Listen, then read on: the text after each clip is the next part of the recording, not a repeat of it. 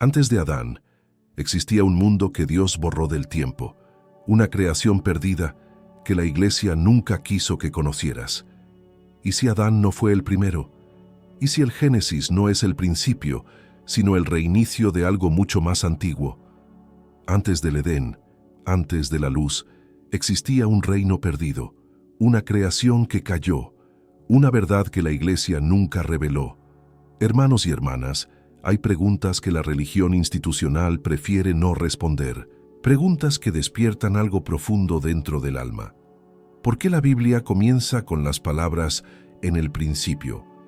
¿Qué había antes de ese principio? ¿Acaso Dios apareció de repente y creó todo de la nada? La verdad es mucho más antigua y profunda de lo que nos han enseñado. Antes de que existiera Adán, antes de que hubiera un jardín llamado Edén, antes incluso de que la luz fuera pronunciada, existía un reino espiritual de inmensa belleza y poder, un dominio llamado la primera luz. Este no era un lugar físico como lo conocemos, era una dimensión de pura conciencia, habitada por seres que no tenían cuerpo de carne, sino formas hechas de energía divina. Seres que vivían en comunión perfecta con el Creador, compartiendo su amor, su sabiduría, su creatividad infinita. Entre todos esos seres, había uno diferente, el primero de los creados. Las Escrituras lo mencionan de manera velada.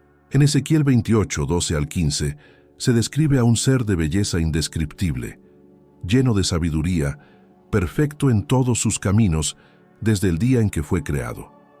Este ser no era humano, era algo anterior, algo glorioso, y dentro de ese ser surgió un pensamiento que cambiaría el curso de toda la existencia.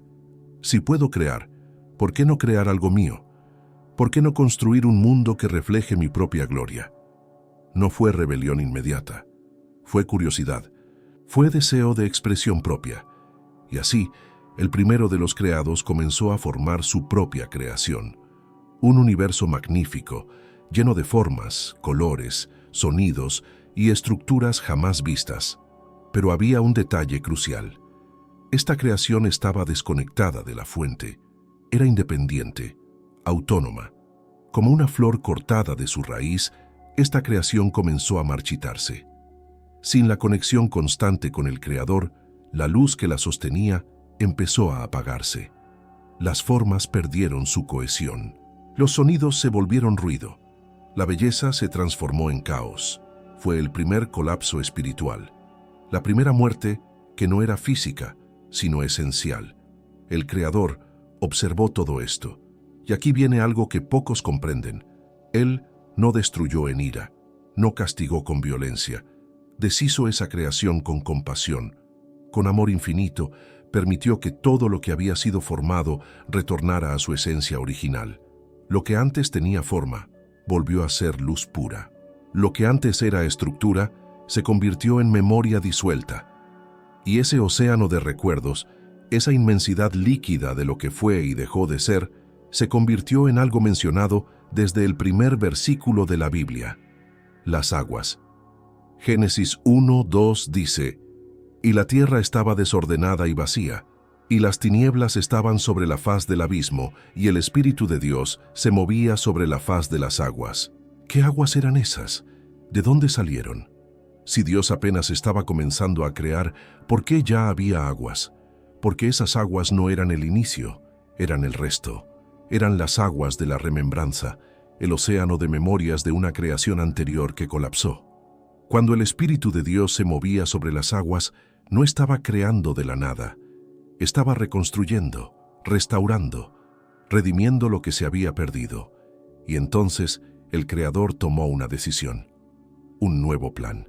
Esta vez no crearía seres de pura luz que pudieran caer por orgullo. Crearía algo diferente, un ser híbrido, hecho de barro y espíritu, limitado en poder, pero capaz de crecer, capaz de aprender con el error, capaz de elegir el amor de manera consciente. Ese ser sería llamado Adán, no el primer hombre de todos los tiempos, sino el primero del reinicio, el primero de la segunda creación, y el lugar donde sería colocado no era un simple jardín, era una escuela espiritual, un laboratorio del alma. El Edén era más que árboles y ríos. Cada elemento tenía un propósito educativo. Cada animal representaba una lección. Cada viento que soplaba traía una enseñanza. El cuerpo humano, hecho de barro, no era una prisión, era una protección, una forma de impedir que el espíritu cayera nuevamente por su propia arrogancia. Dos árboles estaban en el centro de ese jardín. El árbol de la vida representaba la comunión constante con Dios. El árbol del conocimiento del bien y del mal representaba el riesgo de la creación independiente, el mismo riesgo que había destruido la primera luz.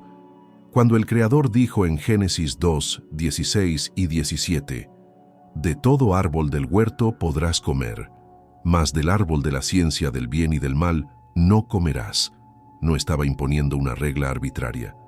Estaba ofreciendo una lección basada en experiencia anterior, una advertencia amorosa. Y allí, en medio de ese jardín, estaba el primero de los creados, aquel que había causado el colapso de la primera creación.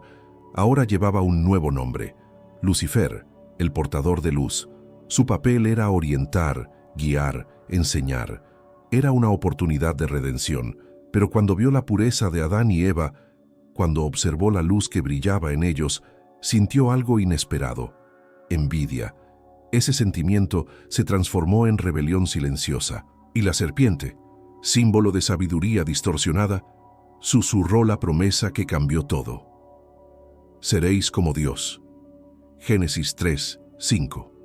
Las mismas palabras, el mismo engaño, la misma tentación que había destruido un mundo entero antes de Adán. Si este contenido está resonando en tu espíritu, si sientes que algo despierta dentro de ti, suscríbete a este canal. Aquí revelamos las verdades que fueron ocultadas. Activa la campanita para no perderte ninguna revelación. Eva creyó, Adán comprendió y eligió caer con ella, no por orgullo sino por amor.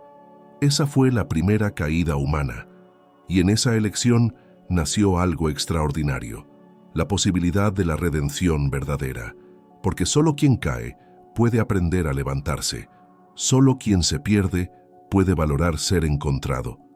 El Creador permitió que el plan continuara, porque a través de la caída el hombre conocería la gracia. A través del error aprendería la humildad, que a través del amor sacrificial se convertiría finalmente en imagen y semejanza del Creador. La historia antes de Adán no es solo historia antigua, es el patrón que se repite en cada vida humana, en cada elección que hacemos entre luz y sombra, entre comunión y separación, entre amor y orgullo. Los siglos comenzaron a pasar después de la caída. Adán y Eva fueron expulsados del Edén, pero no abandonados. Llevaban dentro de ellos la semilla de la redención, la promesa de que un día alguien vendría a restaurar lo que se había perdido. Génesis 3:15 habla de esa promesa. La simiente de la mujer heriría la cabeza de la serpiente. La humanidad se multiplicó. Caín y Abel, Set y sus descendientes, generaciones que llevaban en su sangre tanto la luz del Creador como la sombra de la caída. Pero algo más estaba ocurriendo, algo que las Escrituras mencionan de manera enigmática y que pocos se atreven a explorar. Génesis 6, 1 al 4 dice: Aconteció que cuando comenzaron los hombres a multiplicarse sobre la faz de la tierra y les nacieron hijas, viendo los hijos de Dios que las hijas de los hombres eran hermosas, tomaron para sí mujeres, escogiendo entre todas. ¿Quiénes eran estos hijos de Dios? ¿Por qué se les distingue de los hombres?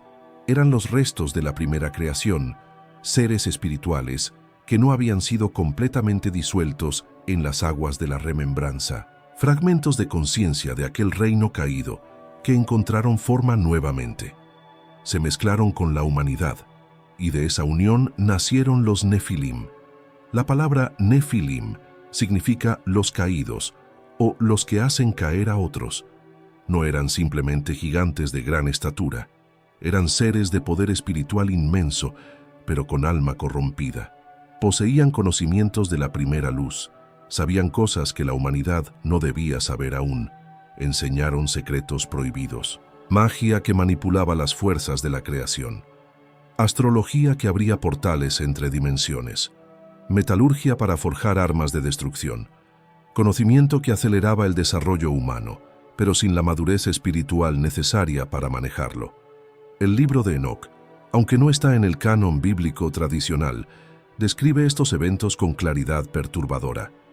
Habla de 200 ángeles caídos que descendieron al monte Hermón y juraron mezclarse con las mujeres humanas. Sus líderes tenían nombres: Semiasa, Azazel, Armaros, Baraquel. Cada uno enseñó un aspecto diferente del conocimiento oculto. La tierra se llenó de violencia, no solo física sino espiritual. El equilibrio entre materia y espíritu fue roto nuevamente. Las ciudades crecieron, los imperios se levantaron, pero el corazón humano se endureció. El mundo se convirtió en un eco distorsionado de la primera luz: poder sin amor, conocimiento sin sabiduría, creación sin conexión con el Creador. Génesis 6, 5 y 6 dice: «Y vio Jehová que la maldad de los hombres era mucha en la tierra, y que todo designio de los pensamientos del corazón de ellos era de continuo solamente el mal. Y se arrepintió Jehová de haber hecho hombre en la tierra, y le dolió en su corazón». El dolor de Dios no era ira caprichosa, era el dolor de un padre que ve a sus hijos destruyéndose. El mismo patrón se repetía: la creación independiente, el orgullo, la separación de la fuente y las consecuencias inevitables. Entonces vinieron las aguas nuevamente, no como castigo arbitrario, sino como purificación necesaria. El diluvio no fue solo lluvia, fue el retorno de las aguas de la remembranza. El océano primordial que disolvió la primera creación volvió para limpiar la segunda. Pero esta vez hubo un arca, un refugio, un símbolo de que Dios no abandonaría su plan. Noé no fue elegido porque era perfecto, sino porque era justo en su generación. Génesis 6:9 dice que Noé caminaba con Dios. Esa caminata no era física, era espiritual. Era mantener la conexión que Adán había perdido. Dentro del arca no solo había animales, había semillas, memorias, el conocimiento puro que no había sido corrompido. Cuando las aguas se retiraron y Noé salió, el mundo respiró nuevamente. Era una nueva oportunidad, un segundo reinicio. Pero la naturaleza humana permanecía. La capacidad de elegir entre luz y sombra seguía intacta. Y pronto, esa elección se manifestó nuevamente en un lugar llamado Babel. Génesis 11, 1 al 4, cuenta que toda la tierra tenía una sola lengua y unas mismas palabras. Los hombres dijeron: «Vamos, edifiquémonos una ciudad y una torre, cuya cúspide llegue al cielo, y hagámonos un nombre». No era simplemente orgullo arquitectónico, era un intento de reconstruir algo perdido. La Torre de Babel no era solo piedra y asfalto, era tecnología espiritual, un intento de sincronizar las mentes humanas en una sola frecuencia para abrir portales dimensionales, para tocar el trono de Dios sin pasar por el proceso de purificación, para recrear la primera luz usando poder en lugar de amor. Las escrituras antiguas hablan de que la torre vibraba, que emitía sonidos que alteraban la conciencia, que en su cúspide se realizaban rituales que invocaban presencias de otras dimensiones. No era construcción, era invocación, y el Creador intervino. Génesis 11, 7 dice: «Ahora pues descendamos y confundamos allí su lengua, para que ninguno entienda el habla de su compañero». Confundir las lenguas no fue castigo, fue protección, fue misericordia disfrazada de limitación. Cada idioma nuevo que nació esa noche alteró la frecuencia mental de quienes lo hablaban, rompió la sincronización colectiva, impidió que la humanidad volviera a unirse en un propósito que no estaba lista para manejar. El conocimiento fue fragmentado, esparcido entre pueblos y naciones. Cada civilización guardó un pedazo de lo que había sido perdido. Los egipcios preservaron la geometría sagrada, los sumerios, la astrología, los hebreos, la revelación moral, los griegos, la filosofía, los orientales, la meditación. Ninguna cultura tenía el conocimiento completo, y eso era intencional. porque el Creador sabía que la humanidad necesitaba madurar lentamente, aprender paso a paso, caer y levantarse, errar y corregir. Solo así el hombre desarrollaría la humildad necesaria para manejar el poder sin destruirse nuevamente. Y así, el tiempo avanzó. Generaciones pasaron. Abraham fue llamado de Ur. Isaac nació de la promesa. Jacob luchó con el ángel. José preservó a Israel en Egipto. Moisés subió al Sinaí y descendió con las tablas. Cada patriarca fue un eslabón en la cadena de la restauración. Pero había uno entre ellos que fue diferente: Enoc. Génesis 5:24 dice algo extraordinario. Caminó pues Enoc con Dios y desapareció, porque le llevó Dios. Enoc no murió, trascendió. Atravesó dimensiones, recuperó algo de la primera luz mientras aún estaba en carne. El libro de Enoc describe sus viajes por los cielos. Vio los lugares de castigo de los ángeles caídos. Contempló el trono del Altísimo. Recibió revelaciones sobre el pasado y el futuro, y volvió para escribirlo, para dejar testimonio de que la conexión total con Dios es posible. Moisés también experimentó algo similar cuando subió al monte Sinaí y pasó 40 días en la presencia del Creador. Algo cambió en él. Éxodo 34:29 dice que cuando descendió, la piel de su rostro resplandecía. No era luz física, era luz espiritual, manifestada en lo físico. El tabernáculo que Moisés construyó no era un simple templo, era un dispositivo de reconexión. Cada medida, cada material, cada objeto dentro de él tenía un propósito más allá de lo decorativo. Era un mecanismo diseñado para restaurar la comunión entre el cielo y la tierra. El arca del pacto contenía las tablas de la ley, el maná y la vara de Aarón. Pero también era el punto donde la presencia de Dios se manifestaba físicamente, el lugar donde lo espiritual tocaba lo material sin destruirlo. Un eco del Edén, un anticipo de lo que vendría, porque todo esto apuntaba hacia un nombre, hacia una persona, hacia un evento que cambiaría la historia no solo de la humanidad, sino de toda la creación, la encarnación del Verbo, la palabra creadora entrando en la materia. Y entonces llegó el momento que toda la creación esperaba. Juan 1:1-14 declara: En el principio era el Verbo, y el Verbo era con Dios, y el Verbo era Dios, y aquel Verbo fue hecho carne, y habitó entre nosotros. No fue un nacimiento común, fue la entrada de la conciencia creadora dentro de la materia. Jesús no vino solo a enseñar, vino a reinstalar el código original de la comunión, a restaurar dentro del hombre la capacidad perdida de caminar con Dios como lo hizo Adán antes de la caída, como lo hizo Enoc antes de ser trasladado, como lo experimentó Moisés en el monte. Pero para hacerlo, debía pasar por todo lo que el hombre había pasado. Debía enfrentar las mismas tentaciones que destruyeron la primera luz. Debía ser probado en todo, como dice Hebreos 4:15, pero sin pecado. Su victoria no sería para él mismo, sería para toda la humanidad. Después de su bautismo, el Espíritu lo llevó al desierto. 40 días sin comer, 40 noches bajo las estrellas, y allí, en la soledad absoluta, fue tentado. Mateo 4 describe 3 tentaciones específicas, pero eran más que simples pruebas. Eran los mismos venenos que habían destruido mundos. Primera tentación: si eres hijo de Dios, di que estas piedras se conviertan en pan.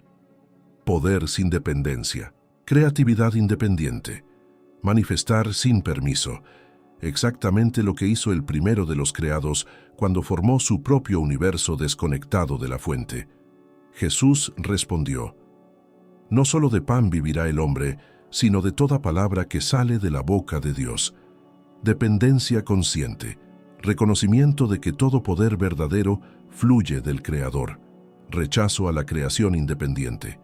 Segunda tentación: échate abajo, porque escrito está: a sus ángeles mandará acerca de ti y te sostendrán. Manipulación de las leyes espirituales. Uso del conocimiento sagrado para propósitos egoístas. lo mismo que enseñaron los Nefilim antes del diluvio. Jesús respondió: no tentarás al Señor tu Dios. Respeto a las leyes divinas, negación a manipular lo sagrado, humildad en lugar de presunción. Tercera tentación: todo esto te daré, si postrado me adorares. Dominio sin amor, gloria sin servicio, reino sin cruz, la esencia misma del orgullo de Lucifer, la propuesta de gobernar sin pasar por el proceso de purificación. Jesús respondió: vete, Satanás, porque escrito está: al Señor tu Dios adorarás y a Él solo servirás. Sumisión total, amor antes que poder, comunión en lugar de dominio. En esas tres respuestas, Jesús deshizo milenios de caídas, demostró que el hombre puede elegir diferente, que la tentación no es pecado, que el poder verdadero está en la obediencia amorosa, no en la independencia orgullosa, y comenzó su ministerio. Cada milagro que realizó no era solo un acto de compasión, era una demostración de lo que el hombre es capaz cuando vive en perfecta sintonía con el Creador. Cuando el espíritu y la materia trabajan juntos en lugar de estar en conflicto. Transformó agua en vino, devolvió la vista a los ciegos, sanó leprosos, resucitó muertos, caminó sobre el agua, multiplicó panes y peces, calmó tempestades, no con fórmulas mágicas, no con rituales ocultos, sino con algo mucho más poderoso: fe perfecta. Jesús mismo lo dijo en Juan 14:12. El que en mí cree las obras que yo hago, él las hará también, y aún mayores hará.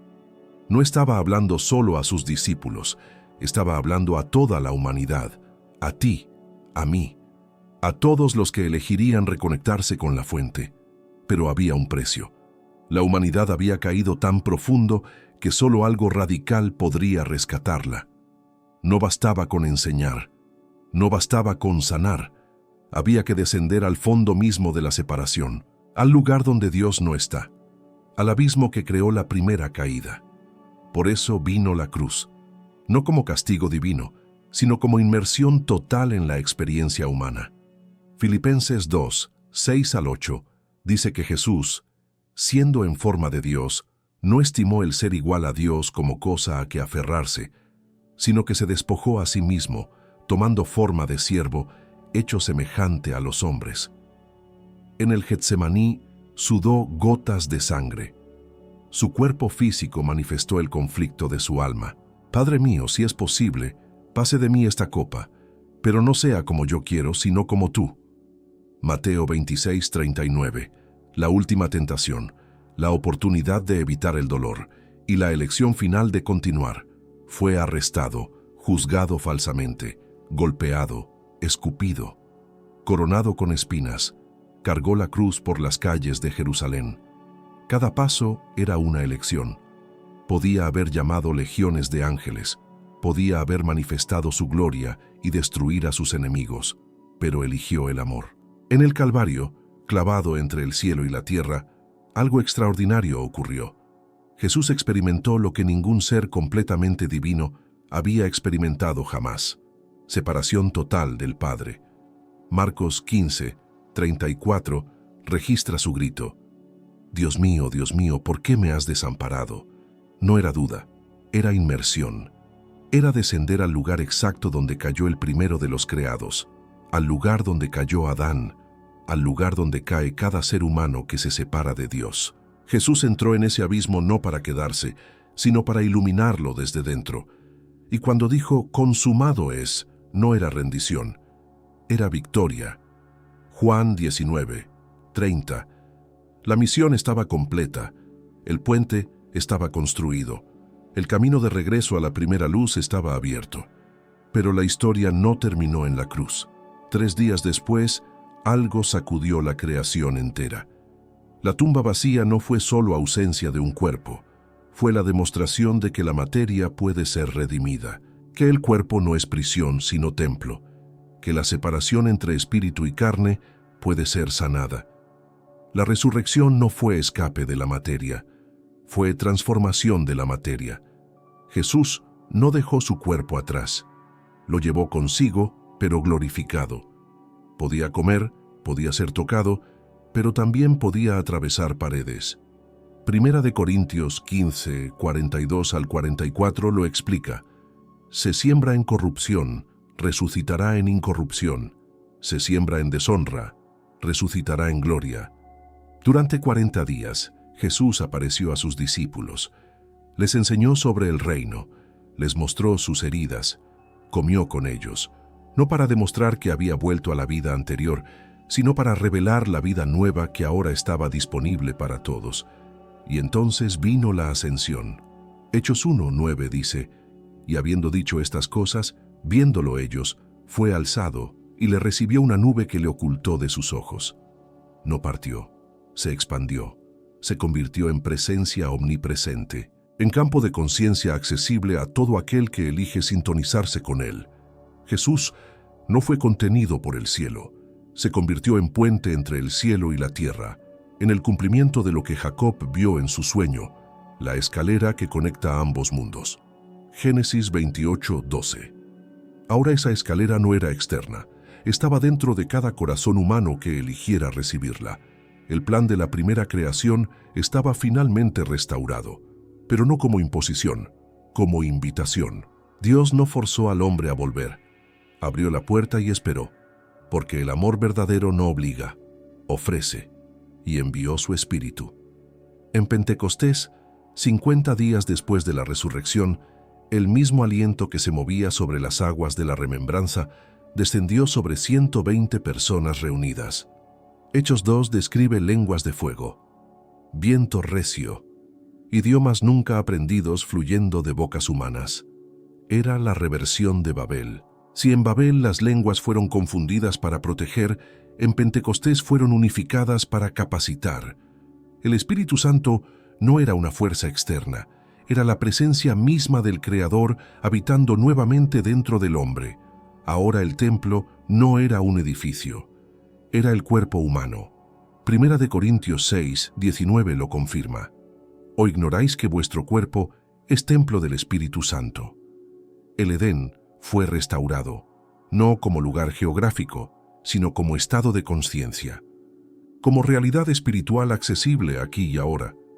2000 años han pasado desde aquella mañana de resurrección, 2000 años desde que el Espíritu descendió en Pentecostés, y el mundo ha cambiado de maneras que los primeros discípulos nunca imaginaron. Pero el drama cósmico continúa. La misma batalla que destruyó la primera luz sigue librándose, solo que ahora el campo de batalla es diferente. Ya no es en jardines celestiales ni en torres de Babel, es dentro del corazón humano. Romanos 7:23 lo describe perfectamente. Veo otra ley en mis miembros que se rebela contra la ley de mi mente y que me lleva cautivo a la ley del pecado. La guerra entre luz y sombra, entre comunión y separación, ahora se libra en cada pensamiento, en cada elección, en cada latido. Vivimos en tiempos de revelación total. Manuscritos antiguos emergen de cuevas y desiertos. Los rollos del Mar Muerto, los textos de Nag Hammadi, los códices gnósticos, documentos que la Iglesia institucional mantuvo ocultos durante siglos, no porque fueran falsos, sino porque revelaban verdades que el poder religioso no quería compartir. La ciencia moderna confirma lo que los místicos siempre supieron. Los físicos cuánticos hablan de conciencia creando realidad.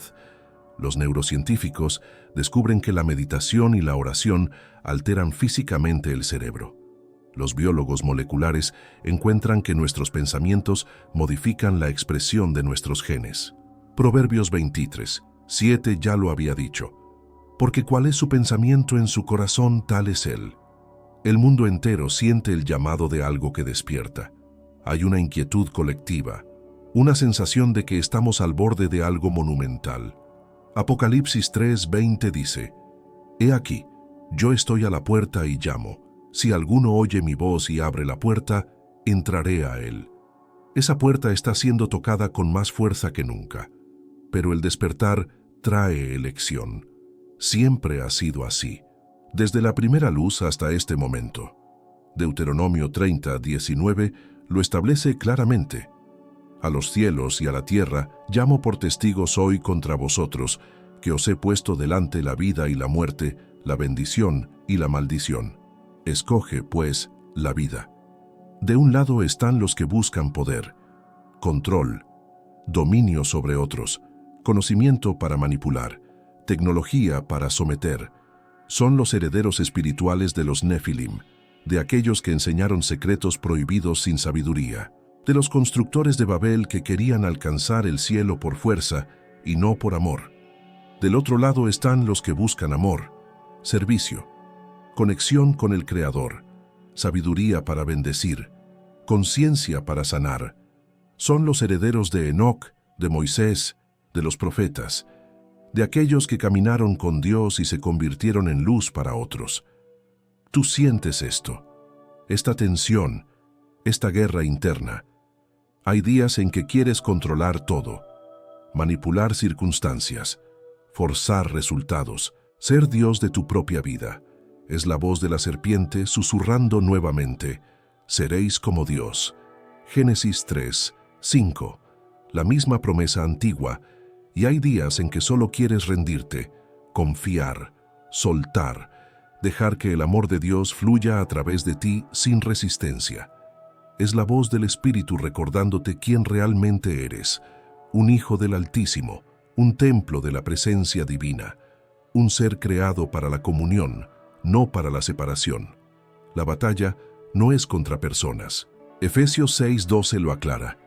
No tenemos lucha contra sangre y carne, sino contra principados, contra potestades, contra los gobernadores de las tinieblas de este siglo. Es una batalla de frecuencias, de conciencias, de elecciones momento a momento. Cada vez que perdonas en lugar de vengarte, reconstruyes el Edén. Cada vez que amas a un enemigo, desarmas a los principados. Cada vez que eliges la humildad sobre el orgullo, revertes Babel. Cada vez que confías en lugar de controlar, restauras la primera luz. Pero cada vez que juzgas, alimentas la separación. Cada vez que manipulas, repites la caída. Cada vez que buscas poder sin amor, construyes torres que colapsarán. Las mismas leyes que gobernaron las creaciones antiguas gobiernan tu vida hoy. Jesús lo dijo en Mateo 7, 2. Porque con el juicio con que juzgáis, seréis juzgados, y con la medida con que medís, os será medido. No es castigo divino, es ley de correspondencia. Es que la realidad que creas es la realidad en la que vives. El mundo exterior es reflejo del mundo interior. Si hay guerra en tu corazón, verás guerra afuera. Si hay paz en tu espíritu, encontrarás paz incluso en medio del caos. Romanos 14, 17 dice: el reino de Dios no es comida ni bebida, sino justicia, paz y gozo en el Espíritu Santo. Y este reino no viene con señales externas dramáticas. Lucas 17, 20 y 21 lo confirma. El reino de Dios no vendrá con advertencia ni dirán: helo aquí o helo allí, porque he aquí el reino de Dios está entre vosotros, dentro de ti, en tu conciencia, en tus elecciones. Los tiempos actuales están llenos de distracciones. Tecnología que promete conexión, pero entrega aislamiento. Información infinita que produce confusión en lugar de sabiduría. Entretenimiento constante que adormece el alma. Es la estrategia perfecta para impedir el despertar, porque un alma despierta es peligrosa para los sistemas de control. Un corazón conectado con Dios no puede ser manipulado por propaganda. Una mente renovada por el Espíritu no puede ser engañada por falsas promesas. Romanos 12, 2 nos instruye: no os conforméis a este siglo, sino transformaos por medio de la renovación de vuestro entendimiento. La renovación no es información nueva, es recordar lo que siempre supiste, es despertar la memoria de tu origen divino. Primera de Juan 3, 2 dice algo poderoso: amados, ahora somos hijos de Dios, y aún no se ha manifestado lo que hemos de ser, pero sabemos que cuando Él se manifieste, seremos semejantes a Él. No eres solo carne, no eres solo mente, eres espíritu eterno viviendo una experiencia temporal. Eres conciencia del Creador explorando la creación desde dentro. Eres luz que olvidó temporalmente que es luz, y el propósito de esta vida es recordar. Cada desafío que enfrentas es una oportunidad de elegir diferente. Cada crisis es una invitación a confiar más profundamente. Cada pérdida es una puerta hacia mayor rendición. Santiago 1, 2 al 4 lo expresa así. Hermanos míos, tened por sumo gozo cuando os halléis en diversas pruebas, sabiendo que la prueba de vuestra fe produce paciencia. La paciencia no es pasividad, es fe activa. Es saber que Dios está trabajando incluso cuando no ves los resultados. Es confiar en el proceso de transformación. Es permitir que el alfarero moldee el barro sin resistencia. Isaías 64, 8 dice, Ahora pues, Jehová, tú eres nuestro Padre, nosotros barro, y tú el que nos formaste. El mismo barro con el que fue hecho Adán sigue siendo trabajado. La creación no terminó en 6 días. Continúa ahora, en ti, en cada respiración consciente, en cada acto de amor, en cada momento de presencia. Y hay urgencia en el aire, no de miedo, sino de oportunidad. El velo entre dimensiones se está adelgazando. Lo que antes era oculto ahora se revela. Lo que antes era misterio, ahora se clarifica. Primera de Corintios 13, 12 lo profetizó. Ahora vemos por espejo, oscuramente, mas entonces veremos cara a cara. Ese entonces es ahora. Para quienes tienen ojos para ver, para quienes tienen oídos para oír. Mateo 13, 16 lo confirma. Pero bienaventurados vuestros ojos, porque ven, y vuestros oídos, porque oyen. La bendición no es para los perfectos, sino para los dispuestos. Dispuestos a cuestionar lo que les enseñaron. Dispuestos a buscar más allá de lo superficial. Dispuestos a experimentar directamente la presencia de Dios en lugar de solo leer sobre ella. Jeremías 29, 13 promete, y me buscaréis y me hallaréis porque me buscaréis de todo vuestro corazón. Nada de esto es accidental. Si llegaste hasta aquí, si estas palabras resuenan en lo profundo de tu ser, es porque tu alma fue elegida para recordar. No eres víctima de circunstancias, eres participante consciente en el plan de restauración más grande que jamás existió.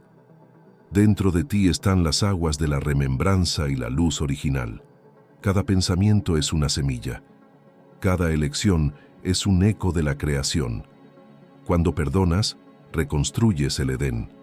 Cuando amas, cooperas con el Creador. Cuando juzgas, repites Babel. Cuando odias, alimentas la caída. El Creador no busca siervos ciegos, sino hijos conscientes. El tiempo de la decisión llegó. ¿Qué harás con esta luz? ¿Repetirás los errores que destruyeron mundos? ¿O serás la señal de que la humanidad finalmente aprendió? La historia antes de Adán termina en ti, y la próxima comienza ahora. Gracias por llegar hasta el final de esta revelación. Si este contenido despertó algo en tu espíritu, suscríbete al canal, activa la campanita y deja tu comentario compartiendo qué sentiste. Continúa tu despertar con los próximos videos que aparecerán en tu pantalla. La verdad te está esperando.